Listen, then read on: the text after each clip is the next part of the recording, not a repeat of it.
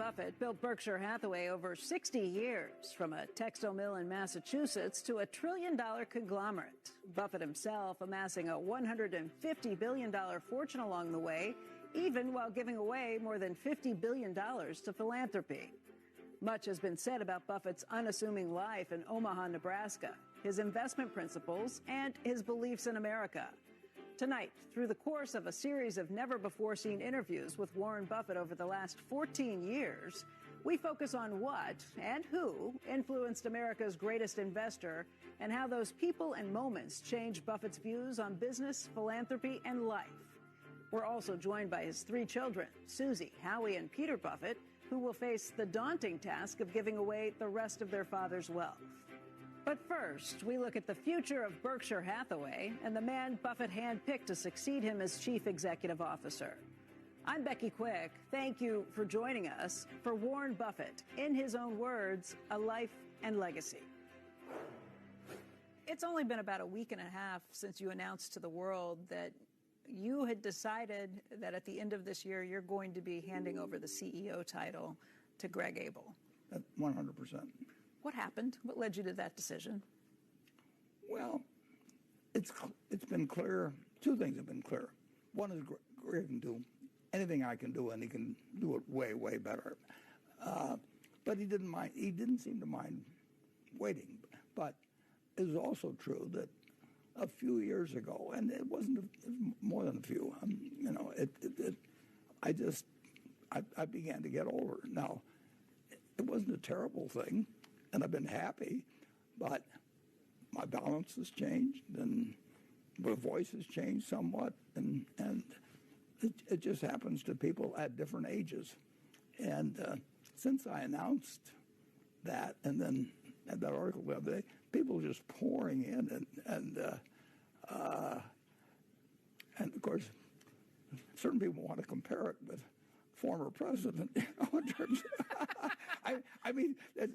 but it had nothing to do with politics. I mean, it just happens, and it happens to some people at 75. Very few people, and very few males particularly, get to 95 without beginning to grow older. And it doesn't mean the world falls apart or anything like that. It just means you can't do certain things that you could do before. And Greg is the person to be running Berkshire right now, and it was important that the board be 100% for him, and that they just forgot about me and just decided whether he was the right guy. And of course, the day after I announced it at the annual meeting, we had a board meeting, and whereas I'd planned to wait and give them a chance to ask, because the big question is, how big a deal should they be able to do, for example, without getting the board's approval? That's the one that they all got stuck on. But they were fine with that on the Sunday following the meeting on Saturday. So, meaning they signed off on Greg's ability to... Well, they basically did, yeah. They just all ended up in agreement. And Steve Burke finally said, we don't need to sit around for 3 months and peer at our navel or anything on this. This is the right decision, and so they voted to do it. Meaning what? That Greg can do? I mean, it's always been one of the huge, powerful things at Berkshire, that if a company comes to it, it has the cash to do a deal. It can promise on a handshake because of the authority you've always had with it, and it can make really, really big deals happen very quickly. Greg still has that same authority? He will have a lot of authority. But the fact that I'm sitting there means they think that, it's okay with me, and they'll get used to it. Because you are still there as chairman and someone who controls 30% of the vote. Well, and never going to sell a share. Yeah. I mean, how many CEOs in the country are willing they'll never sell a share before their death, and really never intend to sell a share before they put $1 in their pocket from selling the shares. So that's an unusual asset for the company to have, and it's developed all kinds of communications with us, and I called Greg on one yesterday, and on a deal that someone had brought to you? It's a letter that probably, I'd probably be about the only one that would get a letter like that, in corporate America, because the person that wrote me just totally opened up on the whole situation and everything. Price he wanted, wasn't going to deal with anybody else. And I think there are still people who are wondering how this whole situation works. You'll still be the chairman, and what will you do? Will your life change? Will you still be coming into the office? And everything will be the same. I will come in. I won't be up there speaking at the annual meeting, but I'll be in the director's section. Maybe you'll interview me at the halftime or something of the sort. Who knows? But Greg will be the decider. He can't imagine how much more he can get accomplished in a week than I can, or a month. I mean, he just, and at the same time, he's not a distorted individual. He likes to play ice hockey with his kids, and he lives what would look like a normal life. And my guess is that if the neighbors didn't know who he was, they wouldn't have any idea that on January 1st, he is going to be the decider on a company that employs close to 400,000 people and has got plans to be around 50 or 100 years from now. And who knows what will happen, but it has a better chance, I think, of being here 100 years from now than any company I can think of. Berkshire is such a different company today than 60 years ago when you became the CEO. Yeah. I just think about the conglomerate, the operations, the number of employees, as you mentioned, almost 400,000. That requires a different CEO than the CEO you were when you started out. Well, it doesn't require much different. But if you think about it, this country was 4 million people with 500,000 slaves or something of them being slaves. And it was an ag country. And 61 years later, it was well on its way of being transformed into a conglomerate. And the United States is the biggest conglomerate in the world. And it was an agriculture was 80%, now it's 2%. And we're still a big ag company. But the country adjusted to the times as it went along, and it decided that there's a lot bigger future in being a very big conglomerate than there was in being a big ag country. There's some big ag countries around the world, but they're not the United States. So it wasn't like they announced when they came out of the Constitutional Hall or whatever it was that, we're creating this conglomerate, but that's what they did. So you think of Berkshire as being an evolving and constantly changing business? It moves with the times? Like, how does it stand? It'll always be moving somewhat, but it'll be mostly expanding. But occasionally there will be things that disappear. We will have companies that 50 or 100 years from now will not be viable in the economy of that world, but we'll have a whole lot more that developed over the years, and we can go over wherever the country goes, and we can go with capital. And Greg understands more businesses in a sense than I do. I understand pretty well the ones that came along while I was expanding Berkshire. But if you ask me whether I know much about the companies that are being formed today, the answer is no. Mm-hmm. There are people who will say, okay, we know that Greg is a great operator. He has proven that. But does he understand the insurance operations? Does he understand the equity portfolio? Does he understand capital allocation? Well, if you understand business, you understand the equity portfolio. We buy businesses like we buy marketable stocks. We buy marketable stocks like we buy businesses. They are businesses. And I mean, if you inherit a lot of money today, and the provisions were that you lived in Omaha all your life, and you had to buy 3 companies with the money, and the next month, you'd think about the same things that you think about when you buy stocks. You think about what companies have futures, and which ones have got some competitors are going to, are going to try and strangle them, and then will they be successful? And it goes on and on. But it's the exact same problem. You'd pick out the best businesses in Omaha, and you certainly wouldn't say, I want daily quotes on them, and I want a chart of their transactions that they've had within the company. Of course, those companies wouldn't make forecasts to me or anything like that. I just try and pick out the 3 best businesses in Omaha. And we've had, instead of Omaha, we've got the whole country, and to some extent a little bit beyond the country. And he knows how to do that. I know how to do it. He works way harder and more efficiently than I do, and he knows more about certain industries.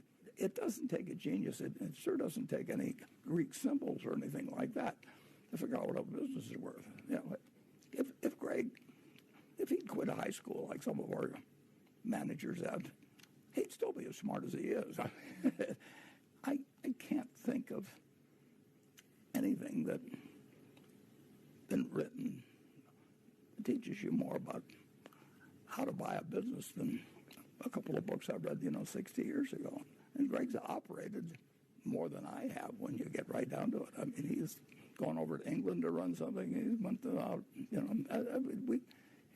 he came to Omaha one time to run a business for a few years, and there's no secret formula that only CEOs have or anything of the sort. So I'd rather have Greg handling my money than any of the top investment advisors or any of the top CEOs of the United States. That is a huge endorsement. It is a huge endorsement, but it's an endorsement we've made, and I am going to have him handling the money of the, in effect, he knows business. Some people have it in business and some don't. Some have it in music and some don't. Some have it in various sports and others don't. I don't understand the brain that well, and anybody does exactly, but some people have unbelievable talents. They can remember, hands of bridge they played 50 years ago and describe everybody else's hand and do that sort of thing. And others can sit down at a piano and start playing right from the word go. Look at Ray Charles or anybody. It's unbelievable what different people can do. And I happen to have a guy that can run businesses. And if you can run businesses, you can value businesses unless you're nuts. Listen to the wrong people. I want to go back to being on stage when you were about to surprise the world and Greg Abel, right, by telling them that he was going to be named the CEO come January 1st. Were you anxious about telling the world? Had you figured out what you were going to say? Why do it as a surprise like that? Oh, I kind of like it. Tomorrow we're having a board meeting of Berkshire, and we have 11 directors. 2 of the directors, who are my children, Howie and Susie, know of what I'm going to talk about there. The rest of them, this will come as news to. But I think it's the time has arrived where Greg should become the chief executive officer of the company at year end. I've had a few surprises over the years that and I may not be done yet. But don't expect too many. But I had not written out any statement. I mean, why would I? I mean, I've still got a brain that can think somewhat about talking about something like a simple thing as a schedule of what I'm doing and why I'm doing it. And interestingly enough, it wasn't emotional. It isn't that I don't get emotional about some things, but there's nothing emotional about it at all. I mean, from the moment I bought it, I knew I wasn't going to run it, into eternity or anything like that. Well, you did run it for 60 years. I know, and everything I wanted to have happened has worked out. I mean, doesn't mean that everything we've done has worked out, but I couldn't imagine more fun than I've had running Berkshire. And Charlie and I would have more fun out of the things that didn't work a lot of times than did. I mean, if you played golf and every time you hit the ball it was a hole-in-one, it would be no interest whatsoever. But if Charlie hit a hole in one, I mean, it would be a miracle, and the ball would bounce off the tree and everything, which I would remind him of later on. But that was a thrill. Still ahead on Warren Buffett, a life and legacy. What else do you think is stupid in business these days? A lot. And hear from Buffett's kids. And honestly, when I called him up and said, I want to opt out, he said, I don't blame you. Yeah. He'd say that to all of us. Yes. Yeah. He actually thinks it's kind of funny that we have to do this. Yeah. Moved in the summer of 1943. My dad first lived in Fredericksburg after he got elected, and he got elected in the fall of 42. We moved the family back to this area, but my dad thought Washington was kind of a sin city, so he thought that the three children should not be raised in an area like Washington, D.C. So we lived in Fredericksburg. My dad had a little apartment up here. It's about 50 miles away. And that did not work out well. And then that summer, the family decided that we were all going to live together, and it was going to be in Washington, D.C., so my dad bought this house. I used to store my money there. I might find some that I left. And you were a big booster and helped him get elected every time he ran. You and your sisters as a family all went all in. Yeah, one of my surviving sister, Bertie, this is 91 now, but we talk about that every week. Well, I mean, you want to win, sure. Yeah. I mean, we'd campaign we'd gone around to these county fairs, and of course we had this one recording where Doris, Bertie, and I sang "America the Beautiful" while my mother played it on this little organ we had at the house, and it's a 15-minute program. My dad introduced each one of us kids, and he said, "There's Doris, age 14," and she said something, and they said, and there's Warren, age 11 or 12, depending on when the date of it was. And my line was, "Just a second, Pop, I'm reading the sports section." And that was my only line, which I delivered flawlessly, of course. And then at the end, my sisters and I sang "America the Beautiful," and that ran on WOW, and there was just an outpouring from my dad from that. So they may have run it a bunch more times, and I'd give a lot to have a copy of that. Unfortunately, I don't.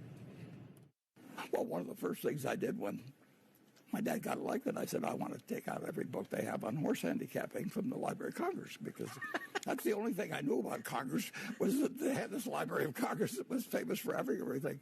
And my dad said, don't you think it's you might think it's a little peculiar for a freshman congressman to make that his first request at the Library of Congress? And I said, Pop, I said, you're going to be running for election in 2 years. I mean, I will look for you if you're a kid.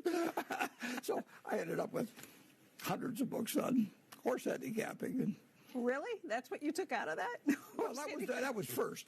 More books on stocks came later, but I was particularly interested in horse handicapping at that time. And what I would do is I got all these books, and I was either a speed handicapper or a class handicapper. A speed handicapper looks at the horses' times that they've achieved, and the class handicapper looks to their breeding. And I was making a major decision at age 11 or 12 to be either a class handicapper or speed handicapper. Let me guess, speed. You chose speed handicap class? I was a speed handicapper, yeah. And then there was a place on North Clark Street in Chicago that would sell you a month of old racing forms, which were daily. And they had they covered all the major tracks. And so I would buy these month-old things for practically nothing. And then I would test my handicapping each day, doing 40 races, maybe 8 races at 5 tracks, and test out whether my knowledge was superior enough to beat, unfortunately, which were very large expenses, like maybe 18% or something of the sort. And that's a big, big handle to beat. And of course, in stocks, you've got a positive something. They're earning money, right. But all you're doing at the racetrack is trying to beat everybody else that's making judgments about what horse is going to finish first. And so there is nothing being created. There's just a take. So I graduated finally from the operation that had an 18% handle against it to something that's had a very dramatic positive expectancy in stocks. And the Dow Jones average was 100. It crossed 100 on the day I bought my first stock, and now it's at 46 2000 or whatever, and it's paid dividends the whole time. You can't find a horse that does that. But what pushed you out of horses into stocks? Was there a moment that turned you, soured you a little? I liked both of them for a while, but there was one time when I went to Charleston, West Virginia, and I had a couple of horses in mind, but I lost some money on the first race. And then I did the dumbest thing you can imagine, which I just kept betting every race. And when I went home, I was $50 poor, which was all I'd taken with me. And that was equivalent to delivering 5,000 papers. I was delivering papers during money. I made about a penny each. And so I had to deliver 5,000 papers for doing something very stupid.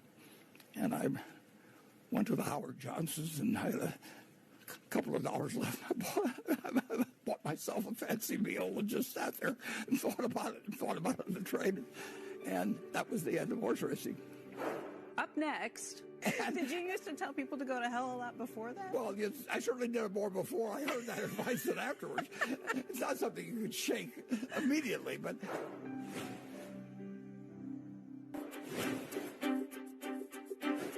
I would say in the beginning you probably were a little more hard-pressed to drive for the best deal possible. My behavior in business has changed over time. How so? But that is a product enormously of being around the right kind of people. I mean, when you get to be, and I would pick out number one, a student, in effect, or a partner of Thomas Murphy. If you don't learn something from that, you don't want to learn anything by being a partner of Bernie Madoff's. And I've been so lucky, starting with working for my dad, but working for Graham and all these people. I've never had a bad boss, and that's pretty lucky when you're 94. I mean, and I've had the best of them, and I just wish I'd met some of them a lot earlier, but one way or another. And they fortunately, most of them lived a long time. So even though I met them at age 40 or something, I still had long experiences with people like Charlie Munger, number one, but Tom Murphy in a different way, but similar ways. What did you learn from Tom Murphy? Oh, I learned how to behave. And he was probably the best business manager I've ever run into, but he didn't do it by, whipping people to death for 8 hours or turning it into 12-hour days, or, he brought out the best in everybody, but he wasn't a Pollyanna. And if you'd done nothing but study him, you wouldn't have had to study anybody else. What's just a lesson you took away? Maybe the first time you sat down and had lunch with him or something. How did things go? Yeah. When did you realize that he was somebody special? The first time I did have lunch with him when I was about 40, and I remember a couple things from that. But it was just a stream.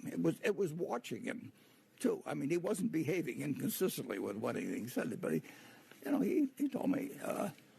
He says, you can always tell somebody to go to hell tomorrow. Just think of how much trouble that keeps you out of. Because you haven't lost the option. So don't feel that you've only got 15 seconds to say it, or 30 seconds.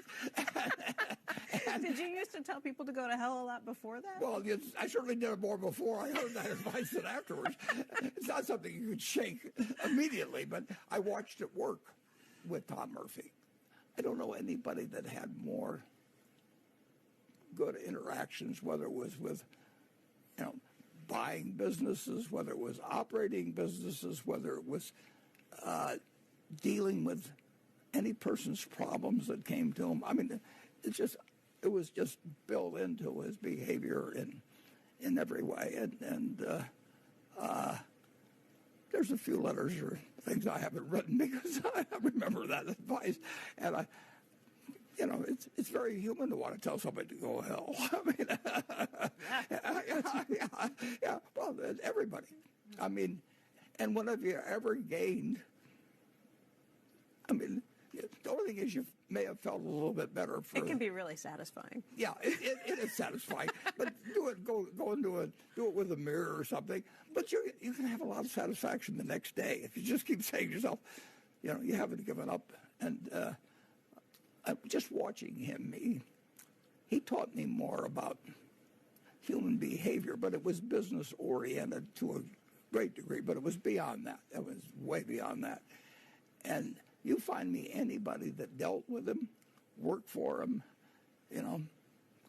girlfriends he broke up with, 60 years ago or 70 years ago. I mean, anybody that has a bad word to say about him, but he wasn't a Pollyanna. Yeah. He made all kinds of big decisions.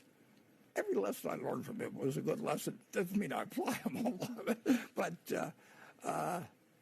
and you're just lucky when you meet somebody like that in life. And then it's like Charlie, whom I met, when I was 29.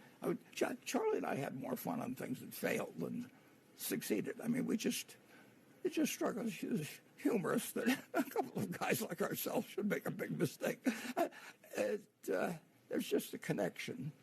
And my friends have all been quite intelligent, but they didn't have to have, if they get up to 180 or 200 IQ, so the curve starts bending the other way sometimes. But they were all intelligent. But they also didn't all think they had to outsmart the other person.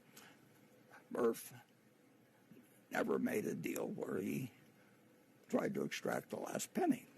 He always made good deals, and there's a number that he didn't make that he wished he'd make, but he did all kinds of things for other people, especially me. You said that you and Charlie learned more from, or had more fun from the things that maybe you made mistakes on. What's a project the two of you did together, a deal the two of you did together, where things went wrong and then you had a good time as you were trying to figure out how to extract yourselves from it or pay back the people? All kinds of things. Well, we bought a department store in 1965 or 1966 in Baltimore, and with Sandy Gottesman.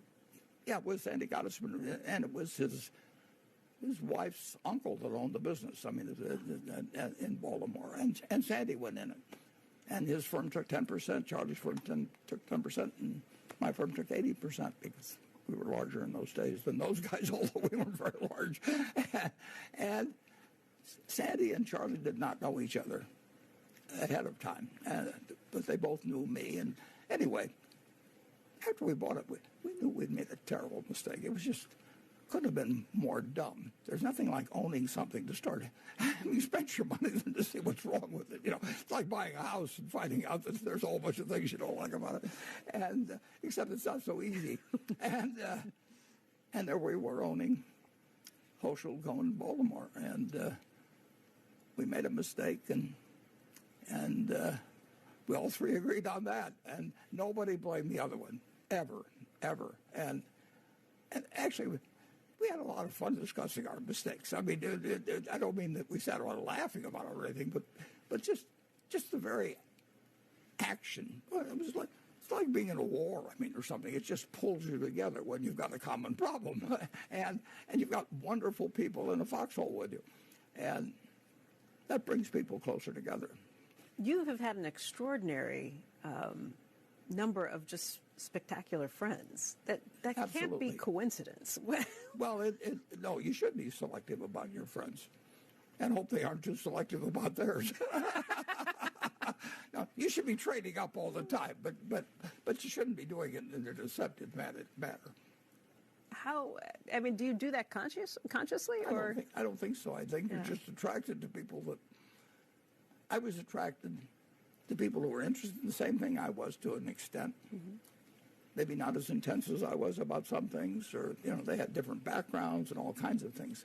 But I wouldn't have traded any of my friends for anybody else. I mean, and we ended up liking to do things together. I formed that so-called Graham group.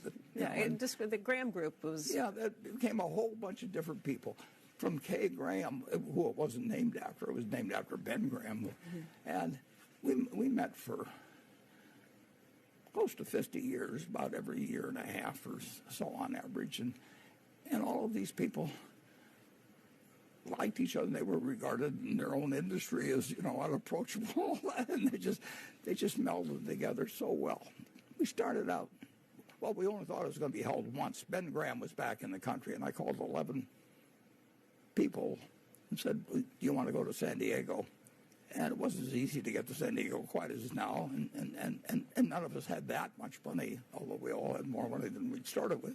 But I called them and said, Ben Graham's in town, and he probably won't be in this hemisphere, in our future, and it's a rare opportunity to see him. So he agreed that if we come out, he'll spend a few days with us. Charlie was there, and I didn't know Tom Murphy then, but the person that introduced me to Tom Murphy was there, and then a bunch of classmates, all kinds of things.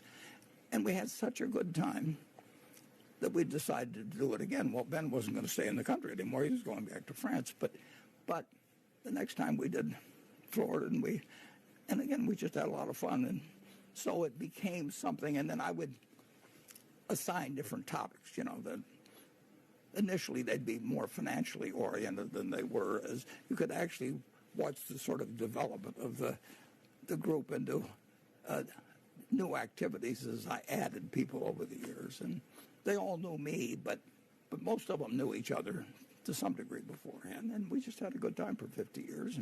And people entered into it in a really unusual spirit of no ballooning. There was nobody that was more important than somebody else in the group.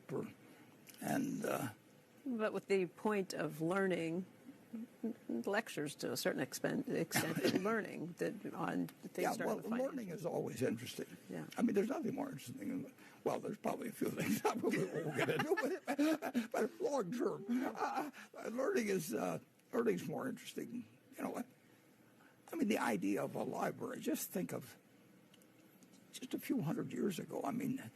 There wasn't anything to read with by at night, and when you think of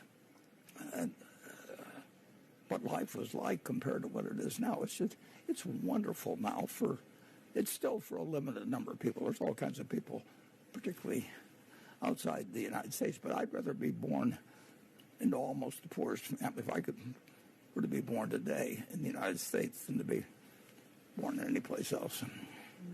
So you think the American dream is alive and well? I'd love it.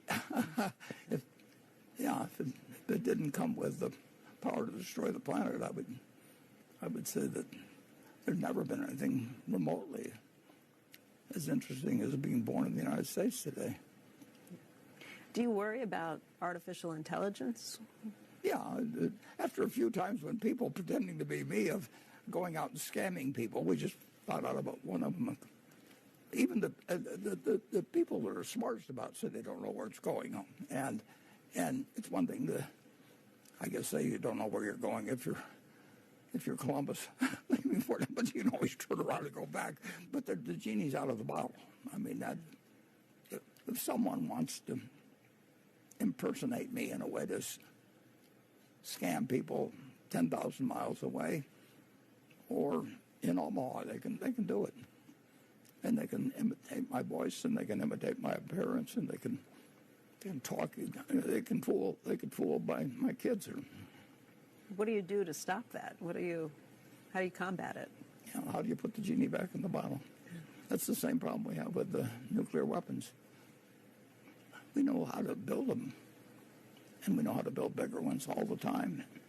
The problem is so do other people, and they've got no use except to kill people or deter the other guy from using his. That is something to have created in the world, but it was absolutely necessary to do it in World War II.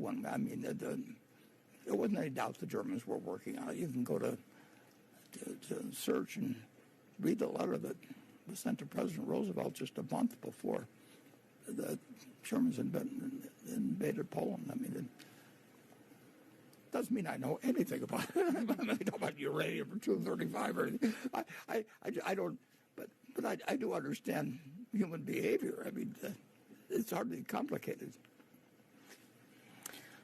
I guess when you think about your evolution in thought. We'll go back to this thread of how your views in business have changed. And you've talked a little bit about how your assessment of people, what you learned from Tom Murphy along the way, but just your evolution of thought in business. How would you sum that up? How would you say you're different today? A lot of things that I thought I was learning about business that weren't true. Like what? If you talk about boards of American companies, that's pretty important. I mean, you're talking about the whole damn country almost with public companies. And the people who are the independent directors are not independent usually. The money is useful to them. And the money they get for being on the board being of a directors. director. Yeah. I mean, it's the best job in the world to get $250, $300, maybe even up to $500,000 a year for doing something that's quite pleasant. Usually they give you the transportation and they have cars waiting to take you around everything, and everybody's polite, and everybody'd love that job. I mean, who wouldn't?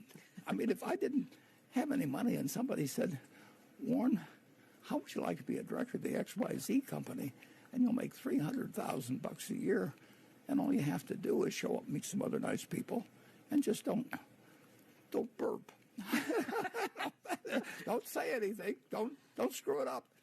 And I mean, if I go to that meeting and somebody else, has had 10% of the stock of the company and everything else, but they're not independent, in theory. And what's going to be in the back of my mind? I know how to get a raise from $300,000 to $600,000 a year, and all I've got to do is when somebody's called to come up with a quote good end quote director, that they say, well, I know this guy in Omaha, he'd be a good director. And now you got two people that are out there that'll recommend you to somebody else because you didn't really cause them any troubles. And if you're the CEO and you wanted to get paid more money and so on. You may put them on your compensation committee as an independent director. I mean, yeah. And the whole idea of getting independent directors is that they are independent, that they don't have an interest. And you couldn't have a more obvious interest than doubling your, if you aren't making any money, you're head of a school someplace or something, but they don't pay you very much and everything. No, you make $300,000 a year and you can quit that damn school. It's a pain in the neck. And they'll keep you around probably till you're 75. And if you're Berkshire, you might get to be 90 and be on the board, but we don't pay that well. And what it incentivizes, Charlie was always a huge preacher on incentives. And what do you incentivize by this?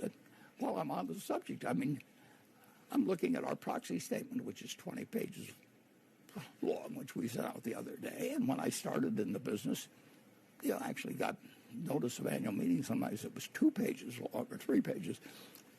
Now, almost everybody has 100 pages or more. And quite properly, courts or ruling bodies or whatever thought, the shareholders are entitled to know how much the CEO earns, and there ought to be an explanation. So they stick in there one item that is, how does your salary compare to the average person's salary? It's like 200 to 1. And they think that's going to embarrass CEOs. And, of course, what it does is and I've been on 20 corporate boards, aside from Berkshire's, the CEO of ABC looks at this thing and he looks at the XYZ company and he thinks, I'm smarter than these guys and I'm working harder. Whatever they get, I ought to get that plus some more. And then you get this ratcheting effect. And the compensation committee, gets some expert that the corporate secretary picked out who's got the same interests. And you couldn't think of a way to incentivize people more to kick up their own salaries than have them read what somebody next door is making. It's just exactly the opposite of what's intended. And the independent directors are the last thing in the world they want to do is get kicked off a board. They'll never get another assignment again. And they aim to please. And, you shouldn't expect anything else, you know. So Berkshire does things very differently than other companies. We do it differently because we actually thought through we've thought through all our policies. That doesn't mean we've come with the right answer, but at least we've thought about them. And we say, what does it incentivize? And what is an incentive at Berkshire? Incentive is to have a bunch of people who are thinking about all the other shareholders and who do not really have anything to gain. So you don't want Berkshire to conform to what everybody else is doing? I want Berkshire to attract people that are smart about business. You want them preferably with an investment that's significant to them, which they bought on the same basis as the other shareholders. And you want to make the job interesting but not remunerative. What else do you think is stupid in business these days? A lot. Well, I would say, I'll give you one example. It's not quite current, but I think it's very stupid for the CEOs or somebody who represents the CEO every couple of months to do the investor relations calls they do if they conduct them in a certain way. I mean, I'm not saying that all of them, but so many emphasize, here's what we're going to do. I'll give you an example I'm familiar with, and I don't even know who started it, but at Wells Fargo many years ago, somebody thought it was important to emphasize how many different services people signed up for at the company. Once a CEO has done that for many months, they really can't reverse themselves and say, this really wasn't important, or we found out that it backfired. Or that just doesn't happen in this world. And then they hand the company off to the next CEO, and the next CEO, if they get on the first call and they say, well, gee, John Smith that ran this place was doing it all wrong. You don't say that. And so you continue the process, and you keep emphasizing, and nobody's looking at the fact that that's perverting the behavior of millions of people down the way, or hundreds of thousands that work down below. And when you do it on calls that go out to people that write stories about your call every time that takes place, you don't want to steer people down the wrong behavior. I mean, it's like with your kids. I mean, they're going to watch how you behave, not what you say. And at first, they may give you a little leeway at first while they're learning the ropes, but after a while, they know what you're doing. And just think of that. If they can put some more business in the last quarter or store up a little piggy bank, they're going to do it. I mean, and they're serving their master, in effect. And you don't have to issue any instructions to that. And believe me, having been at 20 companies, I've seen a lot of that by people. They wouldn't think of stealing your newspaper thrown on your door, but they don't realize the impact of. They like to play with numbers, and once you start playing with numbers, you don't quit. And once you have somebody that handed you the reins to a company, and they've been playing with the numbers, and you say, well, we're going to give up playing with the numbers. I mean, you just don't do this in that world. Outside of the Mag 7, Berkshire Hathaway is now the most valuable company. Took a long time. In the S&P 500. But it's something you built. How did things change along the way as you got bigger and bigger? It got more difficult. And I mean, because it's harder to compound extremely large numbers than small numbers. And I've always known that. I mean, when I had $12 to buy 3 shares of City Service Preferred, doubling my net worth was not a remote possibility. I mean, I just had to go out and, sell more bottles of Coca-Cola or do something door to door. So there's just no question that we can't do what we did before. That doesn't mean we can't do anything, but we just can't do it. You've gotten perhaps more conservative with time. I mean, you've always wanted a buffer of cash around, and that number's gone up over time. I remember when it was $20 billion. maybe $50 billion. Well, that's external circumstances. I mean, believe me, if after we get finished talking, you say, I've got a great $100 billion in your idea, I would say, let's talk. And, I don't. Well, but that there's always the chance that tomorrow somebody will say that to me, or I've got something to... Because now you have, I don't know what the latest cash amount is. It's over 300 and... It's over 300 billion. Well over 300 billion. Yeah, it's well over 300. It's more cash than the value of all of the stocks in the FTSE 100. Yeah, and it means that when I look at the stock market, when I look at companies of a size that would make any difference to our total, I don't see anything of, well, we're buying one or two things, but it's peanuts. But I'm willing to spend $100 billion this afternoon. Yeah. Glad I'm here today. No, I'd rather have the $100 billion in a really good business bought at a sensible price than have $100 billion in cash. I know the cash, I mean, it's certain levels necessary, but cash is not a good asset. Yeah. You need oxygen. You don't need to be surrounded. You don't have to pay a lot for it or anything like that. But you do need oxygen. and if you're ever without it for 4 or 5 minutes, you will learn. And cash is that way. So you always need to have it available because you do not know what will happen. I do not know what the stock market will do, and I do not know what business will do. I started out with that assumption, however many years ago it was, and I haven't learned anything about what the stock market is going to do. I didn't find it. I may have read every book in the public library, but I didn't find the answer then to the question of what the stock market is going to do next week or next month or next year. I tried it all. I did charts and online statistics, all kinds of things. I was looking for something, but it turned out I was looking for something that, in my opinion, doesn't exist. But I still found the game interesting, so then I looked at it through a different set of glasses that Ben Graham handed me, and I saw this was a game you couldn't lose, really, if you followed his rules. Coming up. If you're super rich, you should leave your kids enough so they can do anything, but not enough so they can do nothing.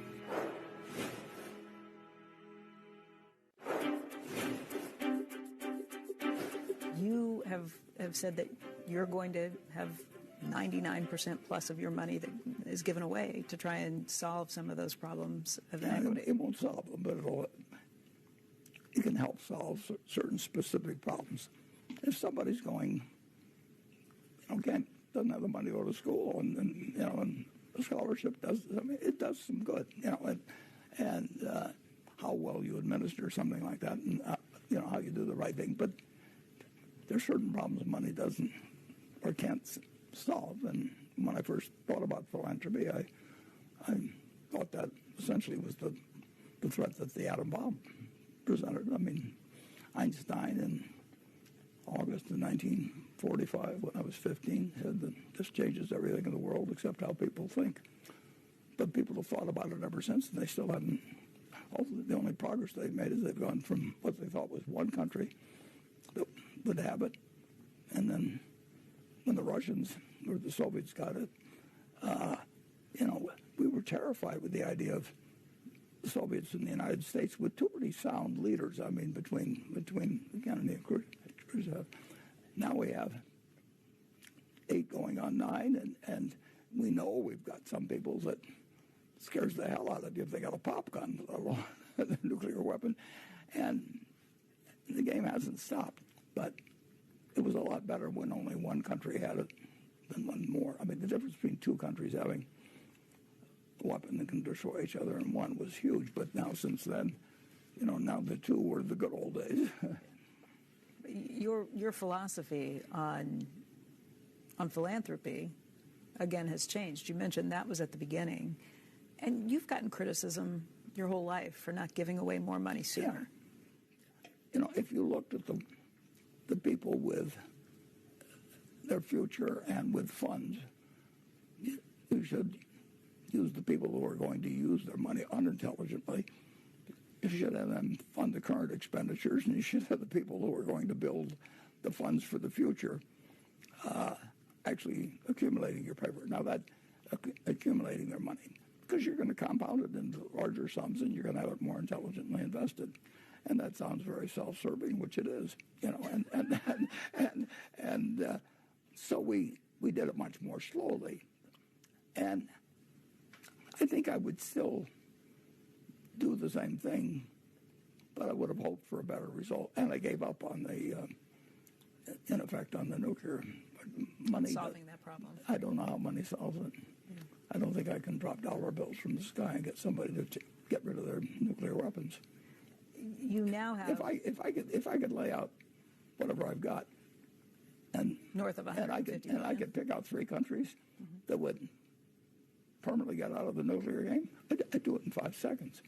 I wouldn't wait around for them. I'd die or do anything else. But just do it. I mean, that would really be something. Well, now you have north of $150 billion and growing, and... Well, when it's growing, will depend, but we'll call it. Well, we call it but that. The odds are it grows. Yeah. What do you want done with this? You're not going to sell a single share of Berkshire while you're alive. Yeah, but I'm not going to live that long, I mean, and my kids are willing to do it. I trust them 100%. I've sat down with your 3 kids recently and talked to them about how they see all of this, just the responsibility. The enormity of it. The 3 of you, your father has told the world, are going to be responsible for figuring out what to do with all the money that he has built up in Berkshire over the last 60 years. What did you think when he started telling you that, when he started getting to you guys? When did he come to you? What did he tell you? What were your thoughts? I thought, well, we better get along. Yeah. It was Something different. 2 years ago, a little over 2 years ago. Yeah. Yeah. I don't know He exactly. just sort of started talking about it. Yeah. I don't even remember what It was happened. probably March-ish 2 years ago. So whatever. Yeah. Yeah. And, just the idea of, wow, you tap dance to work every day for 60 years and then, boom, you're going to. Here you go. Yeah, exactly. And I don't really remember that it was like some big announcement to us. He just sort of started talking about it. Mm-hmm. Yeah. But he there were hints kind of as we went through the wills at certain times. I mean, it kind of, some of it evolved, and then he just kind of decided. Mm-hmm. But I think there was a little bit of, telegraphing of some of it, not exactly in what form or how it would happen, but because we went through, when he would do a new will, we would sit down and he would say, you have any questions or ideas or, whatever. He became really pretty open about discussing that, like at least 10 or 12 years ago. Yeah, he's been very open about it because he's, the will's gone through a few iterations over the years, and he's always been really open about talking about it and, if we have any questions. And I mean, I always have little notes written all around the pages. I mean, he's been open about telling the world that, too, that he thinks it's the right way. Yeah, that's the right way to do it, especially when your kids are older. You don't want to leave questions afterwards, and you don't want them wondering why you did things. As soon as he did that, all my kids called me and said, when do we have our meeting? No, I'm kidding. But again, the big thing is he amassed this wealth. And so to not be left with a sense of this is what I'd like to see happen with it. I mean, he thinks things through so thoroughly from the time he was in his 20s writing a friend saying, I know I'm going to be wealthy and I don't want my kids to be, he's known for forecasting what's coming. I mean, in terms of the work he does every day, but, and really thinking it through. And so to put this out there without giving us any explicit instructions, he's given us some sense of what he would like to see happen in an abstract sense, but there's never been, and that, again, frankly, that's a little bit, gee, I wish we could have a little more guidance because it's your money, it's not ours. Yeah, but that's consistent even in some of the things over the years with Berkshire because he knows things are going to change. Right. And he can't predict. Yeah, he can. Yeah. And so, he's provides what he feels confident will make sense at the time, or at least thinks will make sense at the time, but not try to predict it, not try to. He said years ago when he's talked about STB Foundation work, he has said, and this is way before there was as much money as there is now, and he has said, this is what I think matters now. My mother obviously was also clear about that, but he's also always said, I don't know if that'll be true in 20 years after I'm dead, or 10 years after I'm dead, or whatever. And so he's always, I think, not wanted to constrain us with, here's what you have to spend it on, because he would say that may not matter, and then something else will matter more. Yeah. So what guidance has he given you? The only thing I've heard is what he's also said publicly, really, which is he hopes that the money can go to people, what word do you use? Less fortunate, below the poverty line, whatever it is, that it would in some way affect a population that normally doesn't have the same kinds of opportunities that certainly we have, and a lot of people don't have. That's all I've heard. The biggest challenge will be balancing the fact, but he has provided, when I say this, he's provided some cushion on this, but, balancing the fact that he wants to see this money spent in 10 years, more or less, and then balancing that with how you lose control over Berkshire voting shares. I mean, that's the big balancing act. Yeah, that's, and you can't figure that out until you're in that moment. And as some time starts to go by, because there's going to be, the dynamics change, there's going to be things that happen that no one on that board, none of us can try to, anticipate even. We can anticipate some things. Some things will be obvious, and others won't be so obvious, and you don't know who they are, what they're after. So, that could affect how fast you want to lose or give up. Right. Voting power. Right. And it feels like you have a little flexibility on that count too. Yeah. Just as he has gotten more flexible. Yeah. What did you think when he said that you three were going to be doing it together? It had to be unanimous, and you're in charge of all of it. Did you want the job? Nope. Peter really didn't want it. I did not want it. And I made that clear. Yeah. Peter and honestly, when I called him up and said, I want to opt out, he said, I don't blame you. Yeah. We'd say that to all of us. Yes.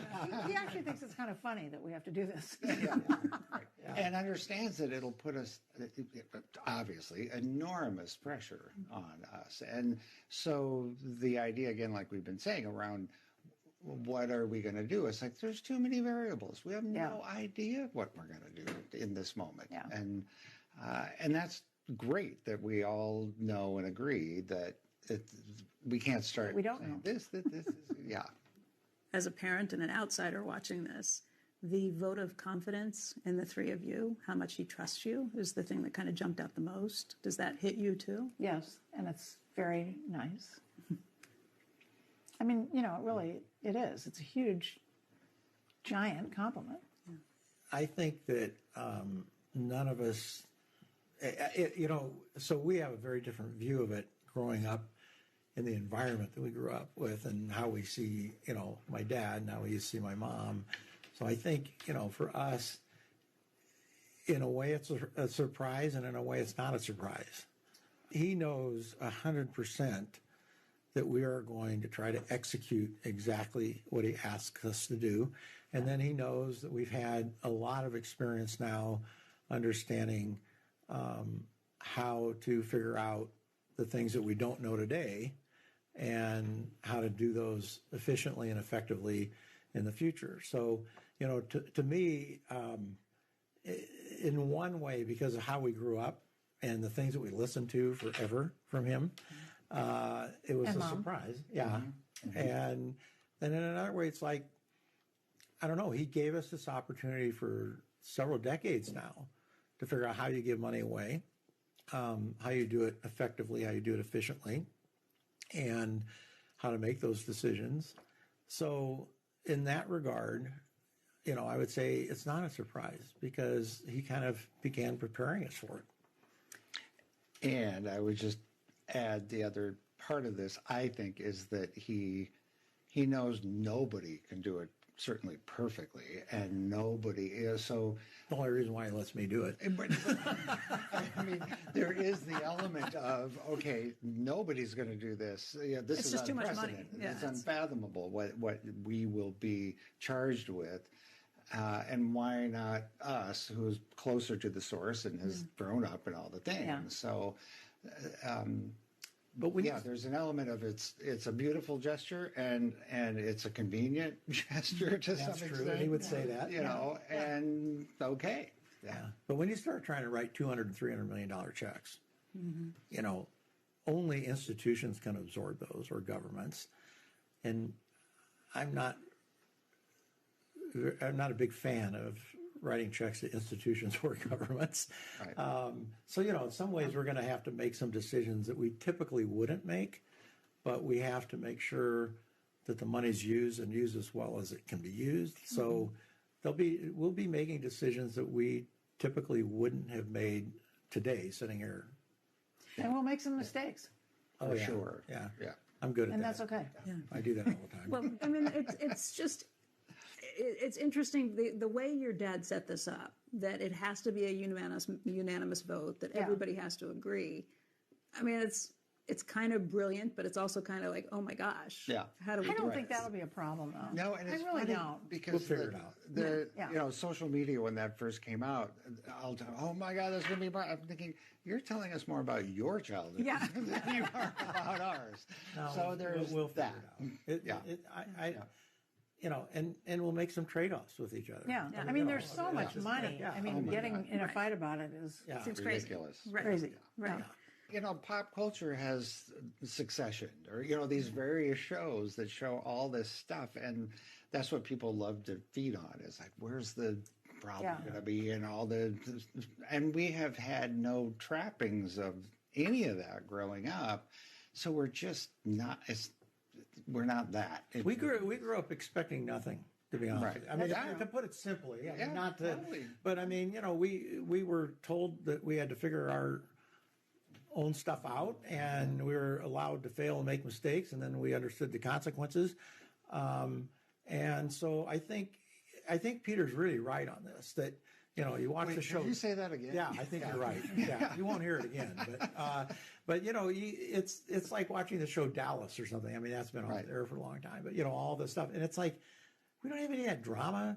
We don't have any of that. I mean, it's not like it just doesn't happen. And so I think people have this false. Well, not everyone, but some people have this false impression of what our family's like. I think most people probably have a false impression of what our family's like. Yeah. Definitely. And so that would then, it would extrapolate that into this whole idea that we're going to give away all this money. How the hell are we going to get along and do that? And I just don't think it's going to be hard. My dad wasn't rich and famous when we were kids. We did not grow up like people probably think we grew up. Yeah. For sure. And we didn't. So Yeah. How did you grow up? Describe it.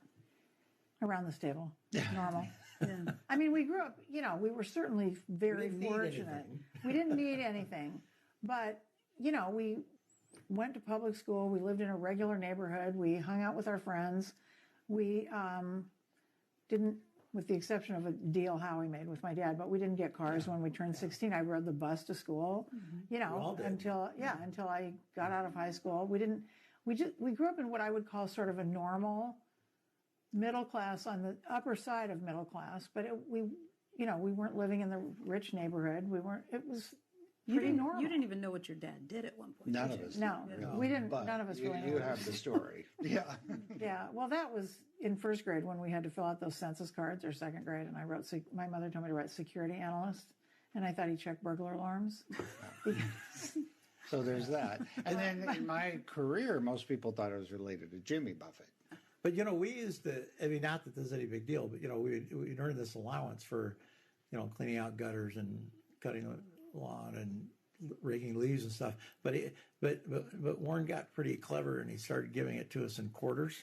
And then he bought a slot machine. Dimes. Yeah. Dimes. It was a dime slot the first. Yeah, and then he bought got it all back every time. and then he bought the slot machine. So he would get most of his allowance back. At least with me, he got a lot of it back. But I mean, we were all up there. The neighbor kids would bring their dimes over. You probably trying to get 3 watermelons when you pulled the lever. Yeah. So so teaching you about gambling along the way too. Right? Well, but we never did. I mean, I'm about the most anti-gambling person there is. Because you lost all your dimes. Right. But we all had jobs too when we were kids. I mean, it was pretty normal, which I'm grateful for now. I think Susie made this point that, we weren't, my dad wasn't rich growing up. I mean, when we grew up, he was driving a Volkswagen for a while. Yeah. Then he had to start picking. Bug. He started having to pick business associates up at the airport. So he upgraded to a Cadillac. But I mean, it was only because he had to. It wasn't because he wanted a Cadillac. He didn't care what car he drove. Yeah. And my mom used to drive. God, she would take me to my after-school stuff in Uncle Freddie's old beat-up station wagon, and I was so embarrassed because it was like going to break down any time. But I think she did it to prove a point to me. Like, it just doesn't matter what you show up in. I mean, What do you think that did to all of you? I would imagine at the time you may not have been super appreciative of it, but what do you think? What impact did that have on who you are today? Well, one thing I think that had really a huge impact was just living in the house with my mother in general. Yeah. She was so active, particularly in the North Omaha community, but she was very active in the volunteer things she did. Also Planned Parenthood. She was president of Planned Parenthood. And she lived it. She didn't just write the check. She lived it. What lessons did you learn from your first wife, Susie? Oh, well, I mean, she understood people in life way better than I did. I mean, I knew a lot about stocks. I knew about a lot of things, but she knew a lot about human beings. And she wasn't interested in money at all. She wanted to be sure we had enough. I mean, or leave it to me to be sure we had enough. But if I told her we were living on $175 a month, which I think was the original sum, I mean, that was fine. But she would occasionally ask me, are we rich yet? And I would say, well, we're getting close, but just give me another year or two of compounding. But it didn't really mean anything to her. And she would use it for other people, in an instant. And she would not only give of her money, but she'd give of herself. And so she really meant it. And fortunately, the kids took after her. What's an important lesson you've learned from your wife, Astrid? She came from a much tougher life, and she and Susie were very close.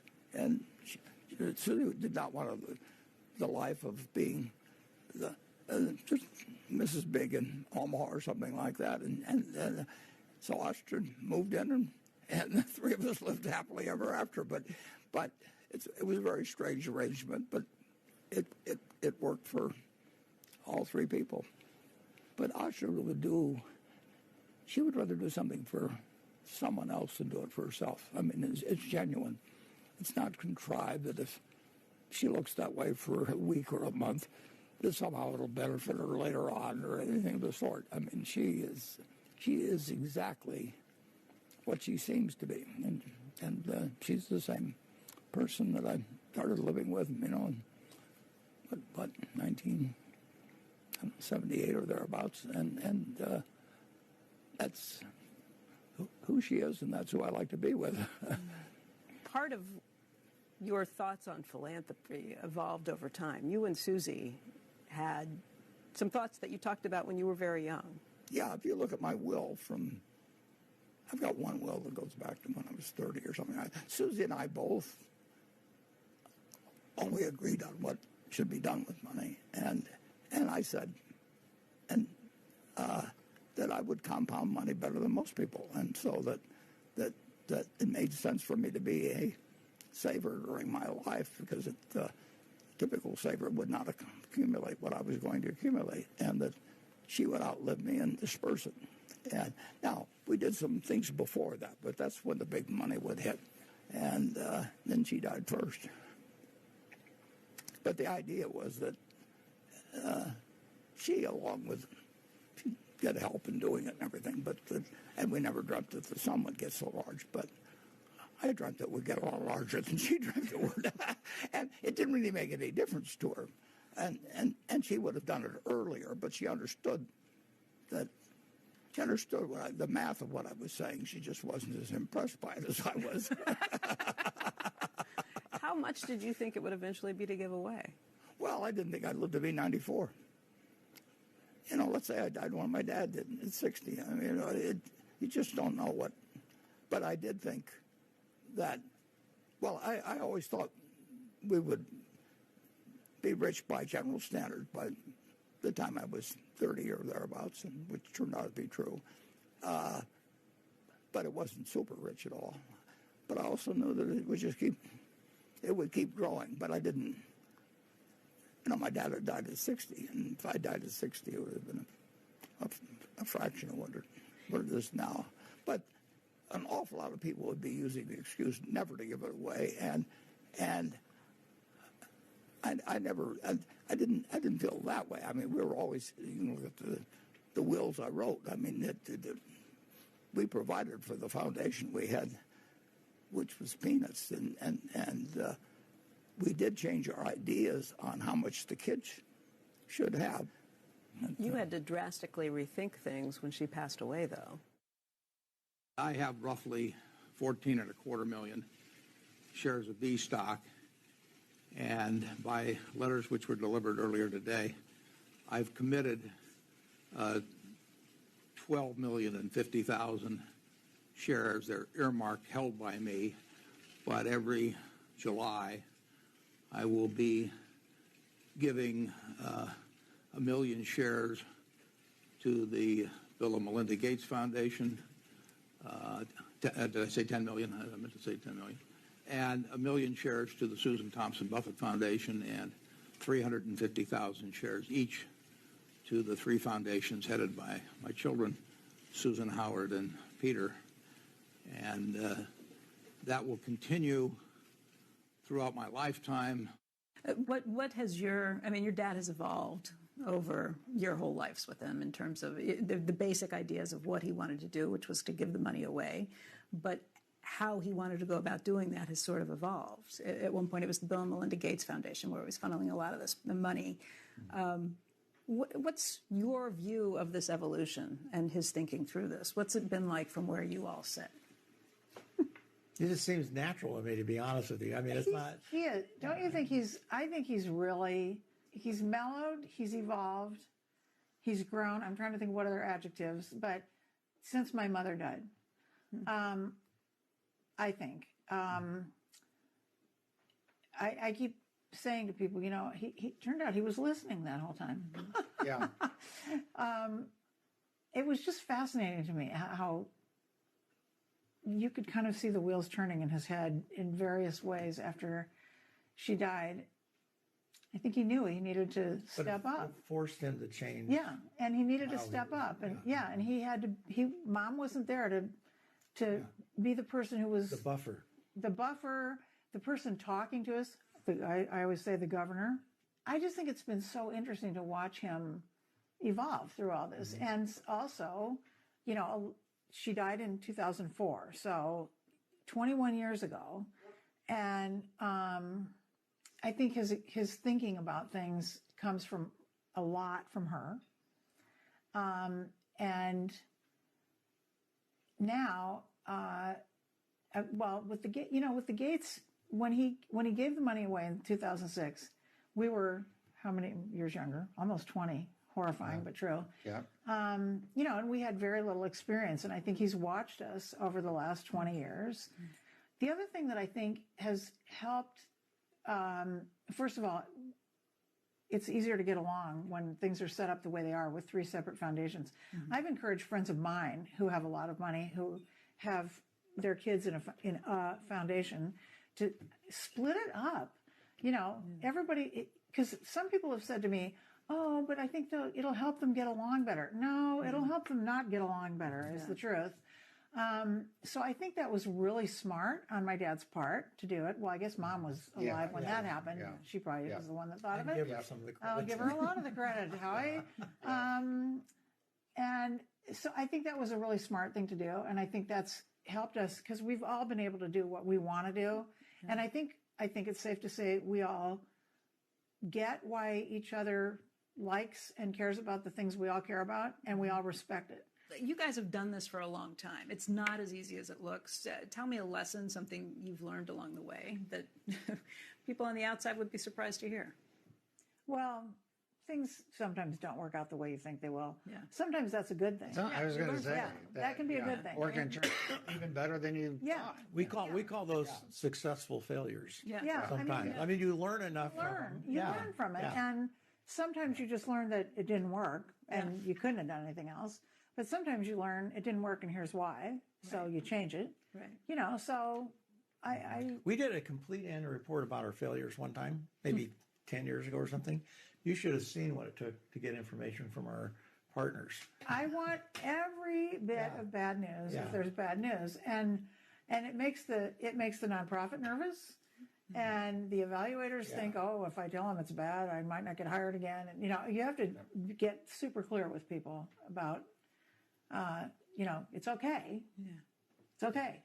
We want to hear everything. And also, what Susie's saying, the performance aspect of all of it, it can just be something to navigate and figure out where all the distortion is because people are telling you things they think you want to hear, or you'll say something and they'll just be listening for that word that they need to use to get the thing. And it's. And I would even say in Omaha, with, you know, my staff has said to me many times, it's so refreshing to be in a place where we can screw up, we can make a mistake. Totally. I mean, one thing you have to do, I think, to develop leadership within your own organization is to give people enough space and enough responsibility to make mistakes. And then how you react to that is super important. Yes. Not you're fired. Yeah. Yeah. So, I mean, you know, that if you're going to build a competent staff and people who can learn the kind of judgment you want them to have. And you're sort of charged with taking risk. Yeah. So you're bound to, But at the end of the day, you know, and they've probably done this too, but, you know, I have been in places where I've made a $50 million decision right there after a 2-hour meeting. And, you know, it's like, we want to do this, we're going to spend the money. And people are like, okay, let us know when you make the decision. No, I'm making the decision. We made it. It's going to happen now. All the time. You have to follow our rules in terms of, you know, how we give the money and all that. But usually that gets done. So, you know, that's the other thing that's unique, I think. It's a huge luxury. Yeah, because most foundations, the staff isn't allowed to, you know, make any decisions or even say, we're interested in this, we might want to do this. And then they have to have a board meeting. Right. And then the trustees have to look at it and they vote on it and decide if it's going to happen. It drags everything out. Slows the process. A lot. And the performance. Right. It just changes the whole way everything works. And people are always amazed that we just do it just like how I said. It's like, we can do it. It's fun, actually. Yeah. It's fun. Hearing you all describe that, it just occurs to me that it sounds an awful lot like the philosophy that your father and I guess your mother used with you. Yeah. There's way more of that at work than I think people And it's also the philosophy I think he uses at Berkshire. Yeah. I mean, he makes decisions like that. What I just heard from you three, I cannot believe how much you all are so much like your father and how you do this. Like, it's really so much like your father and how you take these operations. It's the same way he does. We taught him a lot. But was listening it never occurred to me until I was sitting there listening. And I was like, wow. Yeah. And then you throw our mother in there and you've got a pretty potent. Well, I always say if it weren't for my mom, I'd be in jail. So, like, you know, could be if it weren't for my mother, my dad would be in jail. Yeah. So if it weren't for my mother, I wouldn't be here. I didn't realize until sitting down with them how similar they are in terms of how they think about things, all different areas of interest and expertise, but how similarly they view things in relation to how you view things. I was actually very surprised. Well, that surprises me a little too.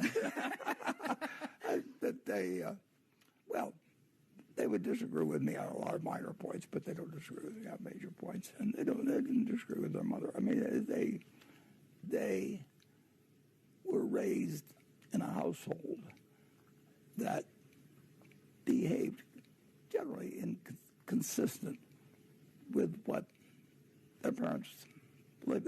They didn't have to watch hypocrisy. There's a lot of things that they were affected by favorably that they didn't see. Now they had all kinds of gripes with, and you know, I was tougher with them than I should have been, probably looking back. But I just kind of couldn't imagine how well they would all three of them would turn out. And of course, I didn't imagine that they would be the ones that would be disposing the money. I thought Susie Senior would be doing it. I guess some of the things that struck me as being so similar to you is how your children view running their organizations. They are all running large charitable organizations that give away a lot of money with very small staffs the size of but a lot of personal involvement. And a lot of personal involvement. They're on the ground making every one of those decisions. Yeah. They don't like bureaucracy, I think, any more than you do. No, that's one thing that they've seen it. Now, they hadn't seen it when they were 20 or 30. You know, I mean, you should be wiser in the second half of your life. I should be. My kids should be. There's nothing that really is important with money that they can't do. And on the other hand, they can't sit around doing nothing. Right. And that goes back to the line that I think King Graham may have said this to me, but Cedar, but you know, if you're super rich, you should leave your kids enough so they can do anything, but not enough so they can do nothing. Right. I get credit for that line. It was not original with me, but I don't know who said it first. Still ahead. There's nothing magic. You just have to think a little and use a little discipline. It's been great. I saved hundreds when I switched to Progressive. Molly Burke is passive progressive. That's so great.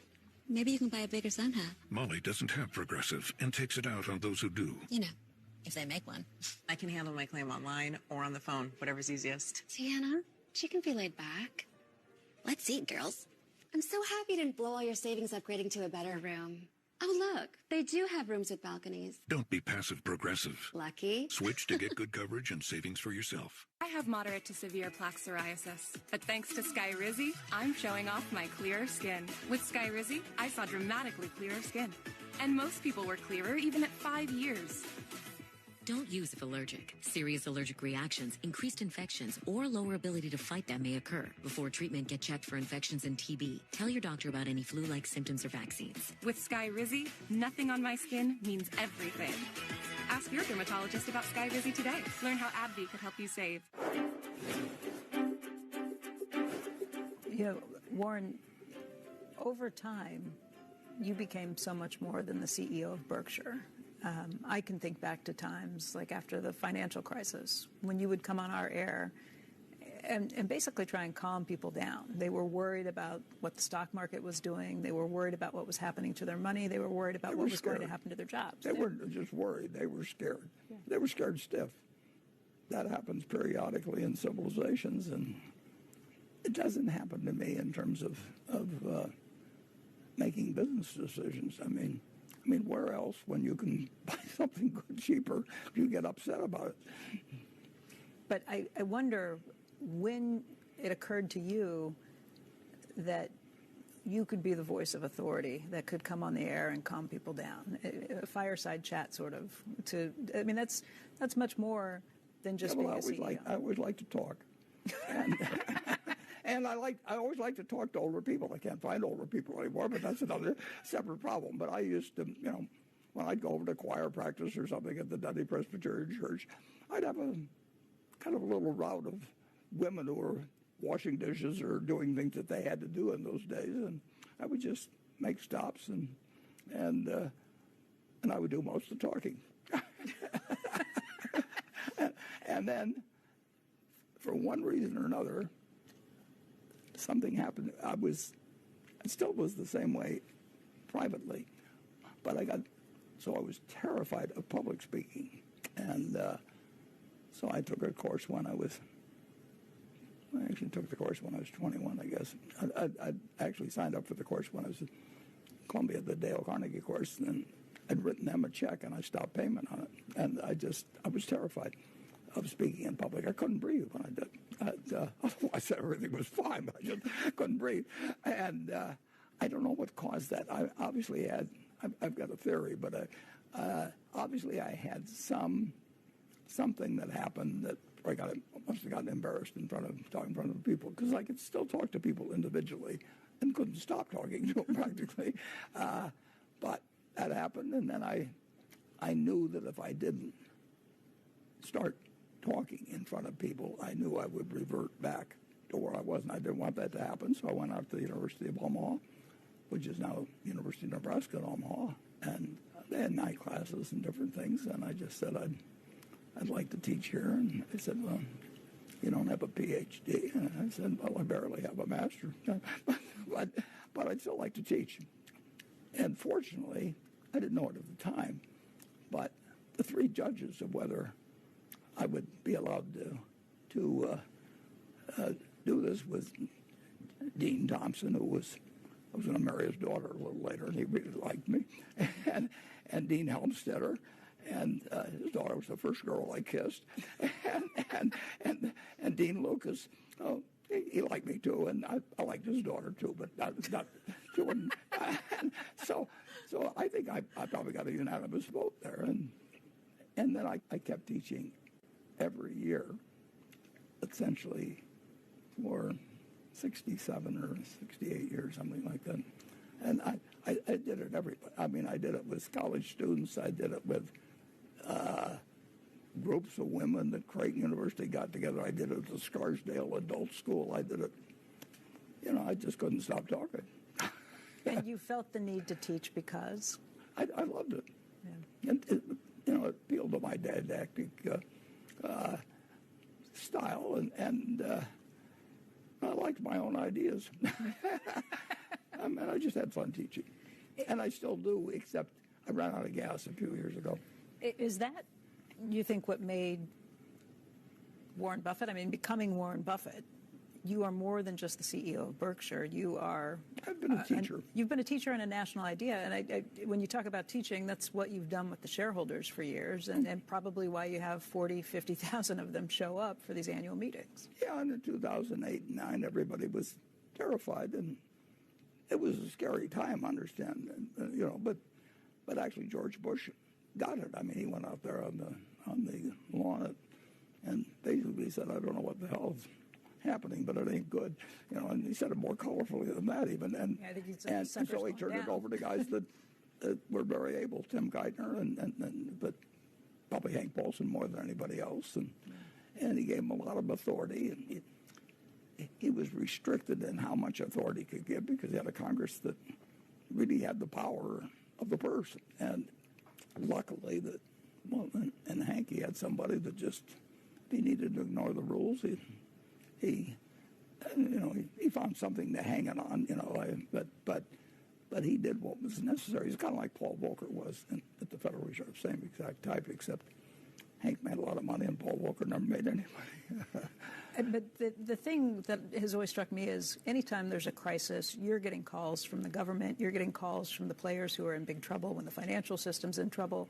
You're going on and trying to calm down investors and make them realize that this is temporary. But I won't say anything I don't believe. You always do speak very honestly, and I think that's why people trust you. That's why people listen, sure. And why they listen. Yeah.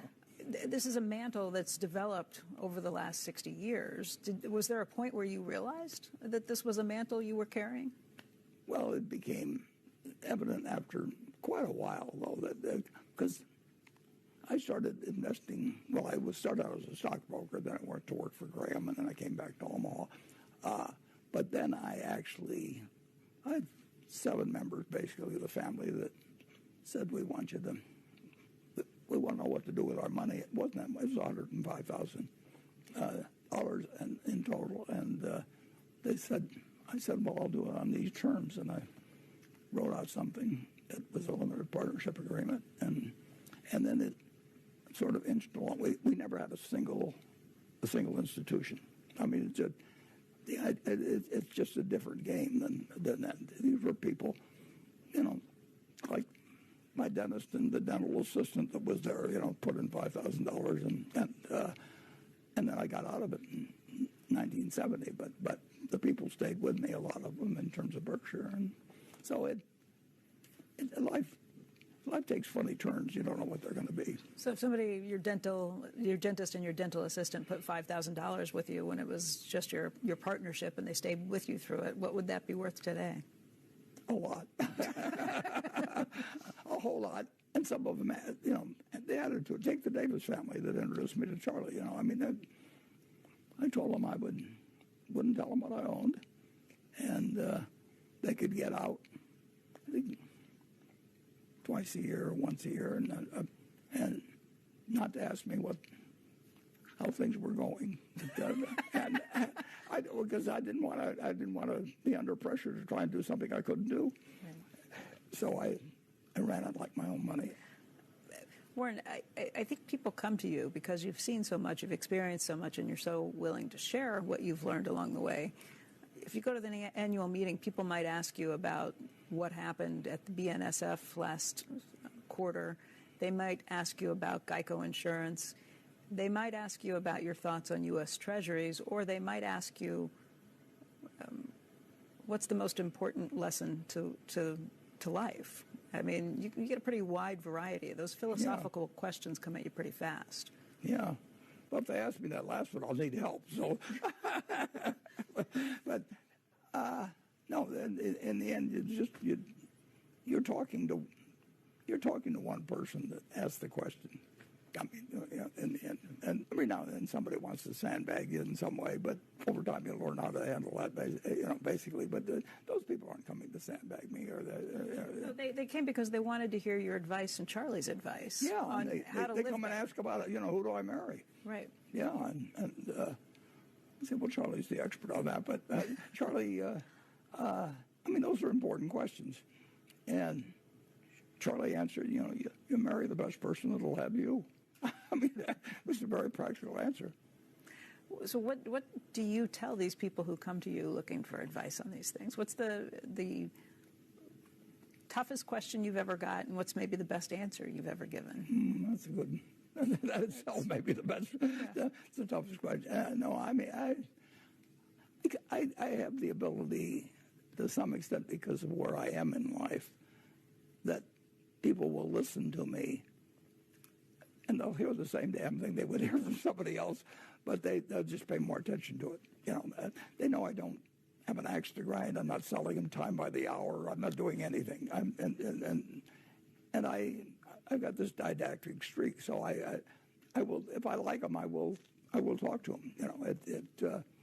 And I like to talk to big groups. That's why I did the college students. I just love the idea that we had 200 schools, that wanted to come every year, and they would ask me great questions, and they'd all have a good time, and I'd have a good time. But one of the things I would tell them, it's kind of simple advice, but I would say, let's just take the class you're in back at whatever school it may be, and maybe there's 300 students there, and you could get 10% of the earnings for the lifetime of 5 of them. Which would you pick and why? And you won't pick the one with the highest IQ. You won't pick the best athlete, and you won't pick the best looking. All kinds of things. And just examine that. And then I would tell them, now let's say you got to sell short. This is more fun. and 5 of them, who do you sell short? And then of course I'd explain at the end, you can be the person that you would buy. I mean, there is nothing impossible because it isn't whether you can, throw a football 60 yards, and it isn't, what. There's all kinds. It isn't the one with the highest IQ. I said, you can be one of the 5, and why not? So you want to be on that list, and I just have fun with giving advice. It's kind of obnoxious, but it's. You've got a long line of people waiting to ask you questions like that. But if there was one word, maybe 2 words, on what it is that creates success, what is it? If it's not IQ, if it's not your athletic abilities, if it's not how much homework you've done, what is it? Well, it depends how you define success. But if you define it as, many people, it's how much they earn, in life. That determines an awful lot of things that happen with their family and everything. And it's luck, a lot of it. And if you choose the right parents, you're rich when you come out. I mean, you have won the lottery, the ovarian lottery, and if you're born rich, your father's established a trust fund for you already, or creating a dynasty, you don't have to do one thing in this life, and you can live better than all kinds of people who work their tail off. And I don't like that, myself, but that is a reality. So the easiest way to become rich is to pick the right womb to come from. But an awful lot is luck. But when you're telling students who come to see you, hey, you can be that student that you would like to bet long on, by doing what? Well, you can do it by being a good person, by reading a lot, by spending less than you take in. I just tell them, you can spend 110% of what you earn once, and then you've used it up. I mean, the rest of your life you're underwater. And why in the hell you want to be underwater, and why do you want to borrow money on credit cards? And we own credit card companies. I mean, people love spending beyond their income. A lot of people, and just forget it. And nothing wrong with a mortgage on a house that when you're, at some point. But even that, I'd be careful on. The people that aren't worried about money, on balance, are quite a bit happier than people who are worried about money.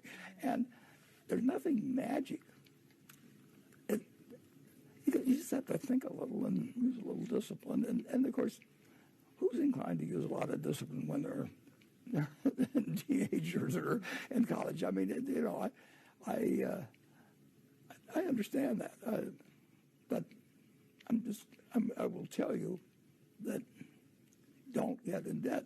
And I used to tell students that this back many years ago when I could make $150 a month delivering papers in the morning. Well, what would it take an extra hour and a half? Just get up an hour and a half earlier and have $150.